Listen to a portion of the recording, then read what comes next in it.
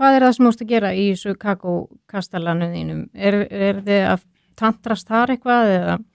Eru að tantrast það, er svolítið vítt hugtak, sko. Tantra er náttúrulega bara tækni, þýðir tækni. Já. Og þetta basically, sko, er bara lífsorka. Og lífsorkan er náttúrulega svo nátengd kynorkunni. Já. Bara eins og þú sér fólk sem er að faðmast og það bæði er íta rassinum út í loftið að þeir eru svo hrættum að það myndi miskiljast eða myndi faðmast, þú veist, bara þétt upp í hvort annað.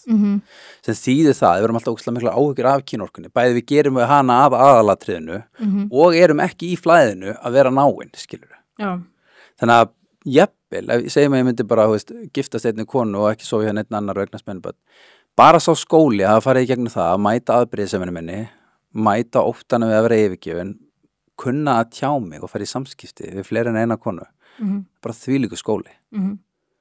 Bara fólk fríkar út, veit ég hvað að gera, bara, veist, og þetta er bara, og bara þegar maður kemur alveg heiðarlegur inn í þetta og bara er að gera sitt besta, kemur bara ljóð sem hann vill rosa vel, þú veist, bara allt þetta fólk sem að, þú veist, til þess að halda framhjá, þetta er bara skortur að heiðarleika. Já. Og sambönd og kynlíf, fólk þjáist rosalega mikið.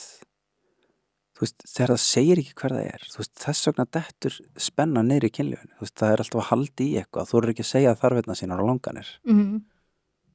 Þannig að, þú veist, hvað er að gera í kakóstalunum, þú veist, ég er ekkert að predika hérna opin sambönd þar, ég er bara, þú veist, ég vil fyrst og fremst bara lífið sér skemmtilegt.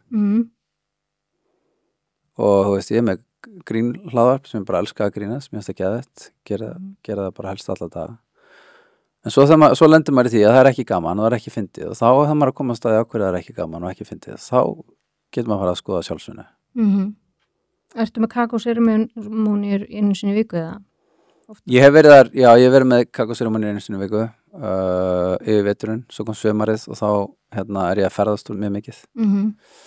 Þannig að þá hef ég ekki verið að gera. Er mikið að fólki að koma? Já, sko, því ég hef verið með dansana. Það kannski að vera 40-50 manns að koma í seremóníu, þetta kannski 10-15. Hvað dansa? Þú veist, þá fáið ykkur kakó og dansið það? Já. Hvernig er Íslendingar í því?